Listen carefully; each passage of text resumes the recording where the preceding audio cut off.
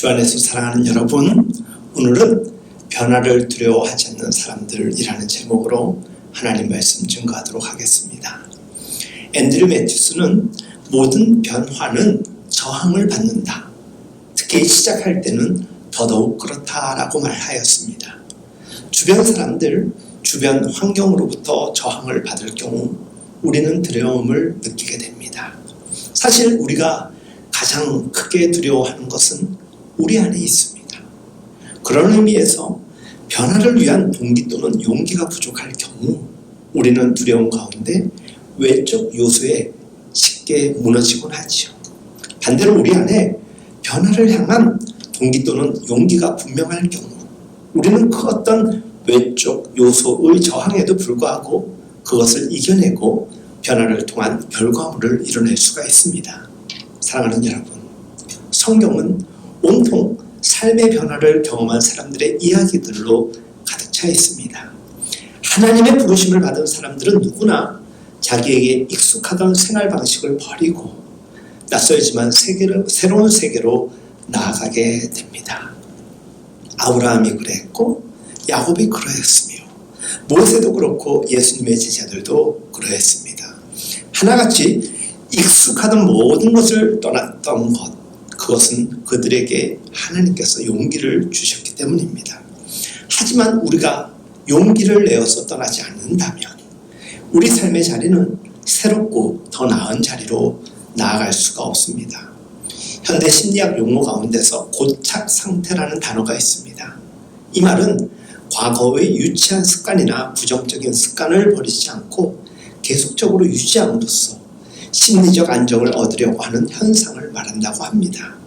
이런 고착 상태에 빠진 사람은 무조건 변화를 싫어하고 두려워하며 변화되지 않는 것에 매여서 거기서 안정을 누리려고만 한다고 합니다. 결국 주변 상황은 빠르게 변해 가는데 고착 상태에 빠진 사람들은 시대에 도태되고 만다고 하는 것이죠. 생명이라는 것은 무엇일까? 생명은 정지 상태가 아닙니다. 계속 변화하는 중에 나만 변하지 않고 있다는 것은 안 변하는 것이 아니라 태보라고 하는 옳지 않은 변화를 당하고 있는 것입니다. 오늘 본문에서 엘리사는 엘리야를 통해 하나님의 부르심을 받습니다. 그는 12마리의 겨릿소를 앞세우고 밭을 갈고 있습니다. 12마리 겨릿소를 가지고 밭을 간다는 것은 그가 그 시대의 부유한 자, 유력한 사람이었다는 뜻이겠지요. 사람이 살아가는 중에 경제적으로 어렵지 않으면 대개 현실에 안주할 만한데 엘리사는 하나님의 부르심 앞에 조금도 고민 없이 지체 없이 즉각적으로 응답합니다. 조금만 머리 굴리면 사실 하나님의 뜻을 따라서 순종한다는 것은 인생에 있어서는 고달픈 일이 될 수도 있습니다. 하지만 믿음이 온전한 사람은 그런 것 계산하지 않습니다.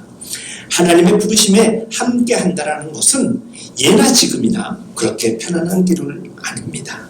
그런데도 엘리야가 자기 겉옷을 벗어 그의 위에 던졌을 때 엘리사는 그것이 저항할 수 없는 하나님의 부르심임을 깨달아 알게 됩니다. 그가 한 일이 무엇입니까? 먼저 부모님에게 작별 인사를 드립니다. 여기서 작별은 부모를 떠난다라는 단순한 의미가 아닙니다. 자기가 지금 어떤 상황에 처해 있는지 지금의 자기에 대하여서 상황을 설명하고 분명한 목적을 위하여서 새 출발을 해야 된다는 것을 부모님께 말씀을 드리는 것이죠.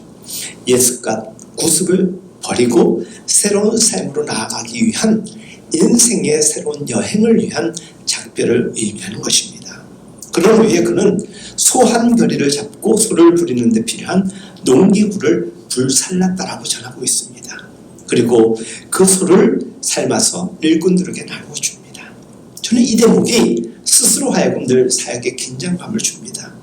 일종의 작별 예식인 것입니다.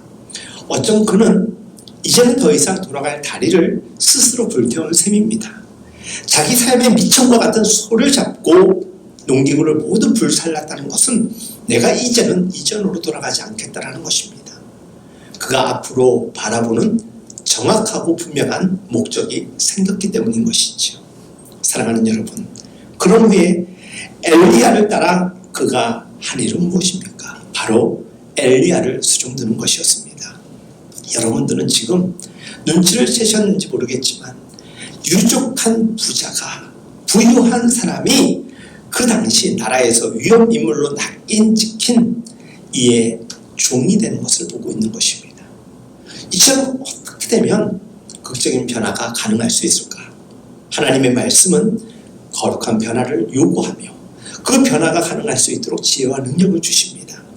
일종의 구조조정이라고 볼 수 있는데 잘 아시겠지만 이게 말처럼 쉽지가 않습니다. 하나님의 말씀은 언제나 우리 속에서 충돌하기 마련이지요. 하나님이 뭐뭐 하라라고 하시는 일에는 우리 본성상 그다지 내키지 않거나 하고 싶지 않을 때가 참 많습니다. 하지만 마음을 이기지 않고서는 우리는 하늘의 가슴을 품을 수 있는 존재가 될 수가 없는 것이죠. 포기하지 않으면 취할 수도 없는 것입니다. 엘리사는 행복한 삶의 조건을 포기하는 강력한 변화를 단행했던 믿음의 사람이요 하나님의 사람이 된 것입니다. 베드로를 비롯한 제자들을 보십시오. 배와 그물을 버려두고 예수님을 쫓았습니다. 바울도 이전에 그가 가장 귀하게 여기었던 것들을 모두 자신의 배설물처럼 여기고 예수를 위해 고단한 인생을 마다하지 않았습니다. 예수님을 따르려면 뭔가를 버리지 않으면 안 됩니다. 주님은 말씀하십니다. 누구든지 나를 따라오려거든 자기를 부인하고 날마다 자기 십자가를 지고 나를 따라오너라 라고 말씀하셨습니다. 예수를 따르기 위해 여러분들은 무엇을 포기하셨습니까? 예수를 따르기 위해서 여러분들은 무엇을 버리셨습니까? 아브라함은 공포와 전율 속에서 독자 이삭을 하나님께 바치지요. 물론 하나님께서 아브라함에게 이삭을 돌려주시긴 하였지만 그는 모든 것을 하나님께 내어 쏟았습니다. 영생을 얻기 위해 우리는 오늘 무엇을 바치고 있습니까? 몸을 위해서는 우리가 참 마음을 많이 쓰고 최선을 다하지요. 몸에 좋은 것이라면 우리들 찾아서라도 먹습니다. 조금만 아파도 병원에 가게 되고 의사 선생님이 시키는 대로 며칠 금식도 하고 또 절제도 합니다. 자기 이미지를 바꾸기 위해서는 몇 달, 몇 해 동안 다이어트도 하고 헬스도 하며 자기의 아름다운 이미지를 위하여 성형수술 또한 가능합니다. 다 좋습니다. 지금 여러분들에게 여쭤보고 싶습니다. 그러면 무엇보다도 귀한 우리의 영혼을 위하여, 우리 영혼의 변화를 위하여서 여러분들은 어떻게 살아가고 계십니까? 영혼의 변화를 위해서는 보다 단호한 결정을 서두르셔야 됩니다. 우리 인생은 생각보다 길지 않습니다. 그렇기 때문에 그 짧은 인생 틈날 때마다 하나님 앞에 엎드려야 되는 것이죠. 그리고 하나님께 기도하며 하나님의 말씀을 묵상하는 가운데 하나님의 지혜와 능력을 구하는 것, 그리고 공급받는 것입니다. 그렇지 않으면 우리 힘으로 살아갈 수가 없습니다. 우리 영혼의 변화를 위하여서는 거룩한 변화를 위한 결단이 필요하고 용기가 필요합니다. 우리가 기도할 때 성령께서 우리에게 그 지혜와 능력, 용기를 주실 줄을 믿습니다. 언제나 우리는 연약한 존재입니다. 흔들릴 수밖에 없습니다. 그래서 결단하여도 또 뒷걸음질 칠 때가 참 많습니다. 예수님을 보십시오. 수많은 사람들에게 휩싸여서 그 수많은 사역을 감당하셨고 그 지친 상황 속에서도 끊임없이 하나님과의 독대를 가졌습니다. 은밀한 시간에 조용한 새벽 시간을 틈타서 하나님께 나아가서 기도하셨습니다. 무엇입니까? 끊임없이 주의 능력을 사모하고 공급받으셨다는 것입니다. 하나님이 우리에게 시간을 요청하실 때가 있습니다. 예배자로 요청하십니다. 기도자로 요청하십니다. 무엇 때문일까요? 우리가 하나님의 능력, 하나님의 기도를 통하여서 하늘의 신실한 은혜를 잊지 아니고 하고서는 이 땅에서 살아갈 수 없기 때문에 또 우리의 결단이 언제나 미미해질 수 있기 때문에 하늘을 향하여서 녹화하고 주님은 애들로 우리를 부르시고 계신 것입니다.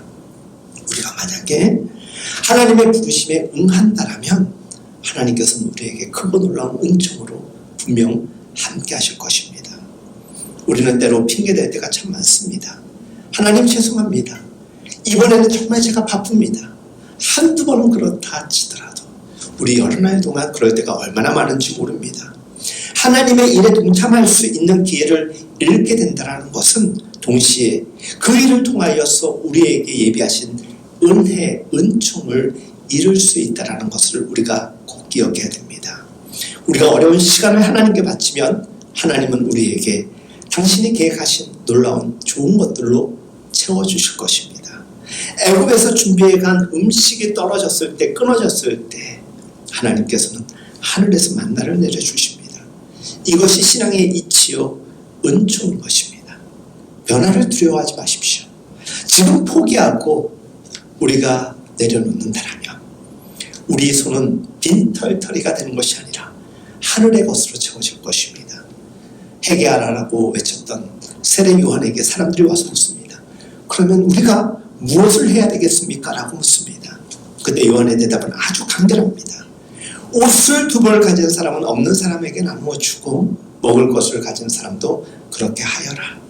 그러나 나눌 수 없는 사람은 끝까지 욕망의 포로로 살아갈 수밖에 없는 것입니다. 부자 청년이 예수님께 찾아왔죠. 어떻게 하면 내가 영생할 수 있겠습니까? 묻습니다. 그때 예수님께서 너가 소유한 것을 나눠주라고 했을 때 여전히 세상의 욕망에 사로잡혀 있었던 그 청년은 예수님을 뒤도 돌아보지도 않고 떠나가게 됩니다. 생각, 마음을 바꾼다는 것 결코 쉽지가 않습니다. 변화를 위하여서 내가 포기한다는 것 우리 눈을 경험했겠지만 결코 쉽지가 않습니다. 그럼에도 불구하고 생각과 마음을 바꾸고 포기하고 내려놓는 것, 이것을 기독교에서는 변화라고 하고 신앙적으로는 회심과 영접이라고 합니다. 여러분, 오직 나만이 옳다는 생각은 우리 영혼에 동맥경화증을 가져오게 될 것입니다. 진리에 가까이 다가선 사람일수록 자기라는 감옥에 벗어나게 되어 있습니다.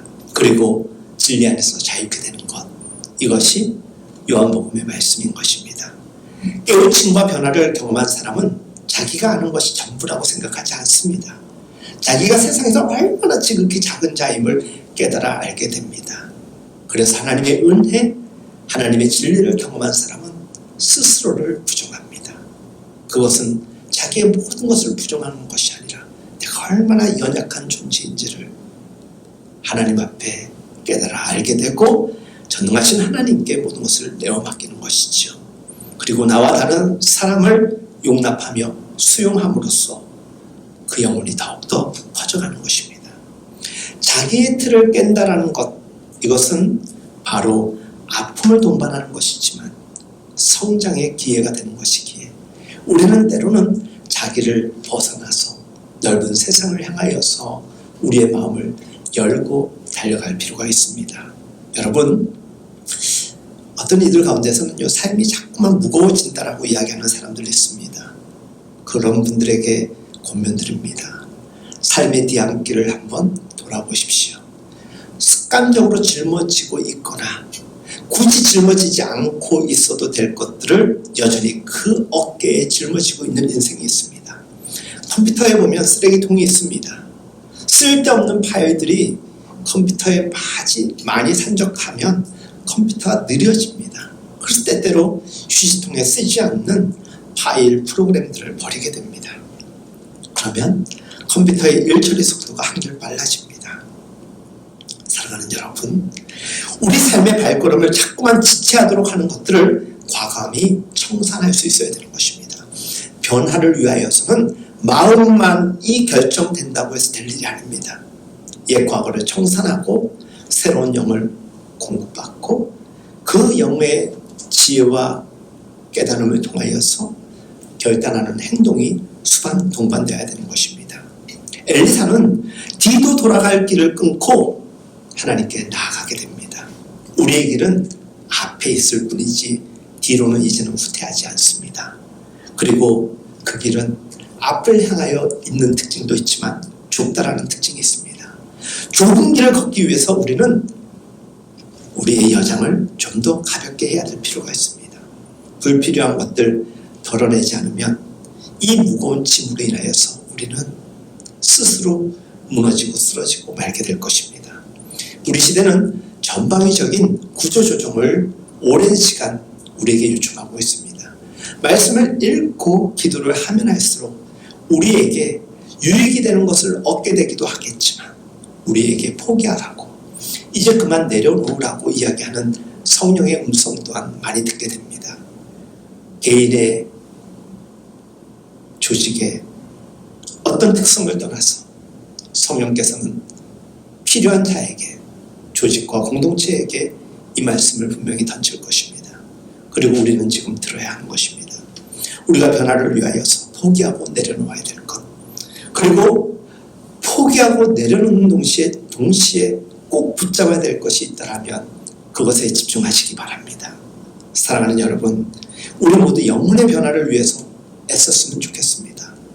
영혼의 변화 없이 시대의 변화 가능하지 않습니다. 이것이 신앙의 성숙이요 시대의 복음화인 것입니다. 여러분, 그 거룩한 변화의 자리로 우리 주님께서 우리를 초대하고 계신 것입니다. 주 안에서 사랑하는 여러분, 참되고 복된 변화를 위하여서 두려워하지 마십시오. 우리가 때로 필요한 하나님의 능력만 공급하게 된다면 불필요한 명예, 그리고 재정, 시간, 당장은 소비되는 것 같아 우리에게서 없어지는 것 같지만 우리에겐 영원한 하나님의 나라로 하나님께서 굳건히 붙잡아 주실 것입니다. 그리고 우리가 포기한 그 자리에 하나님의 은총을 통하여서 길들고 싹트는 열매를 분명히 우리는 보게 될 것입니다. 우리와 교회, 그리고 우리 모두의 삶의 자리에서 아름다운 성장과 변화가 있을 수 있도록, 이를 위해서 먼저는 변화를 두려워하지 아니하며 그 변화를 두려워하지 아니함으로 인한 거룩한 포기를 통하여서 하나님의 은총으로 채워지는 복받은 인생 되시기를 예수님의 이름으로 축복하고 기도드립니다. 기도하시겠습니다.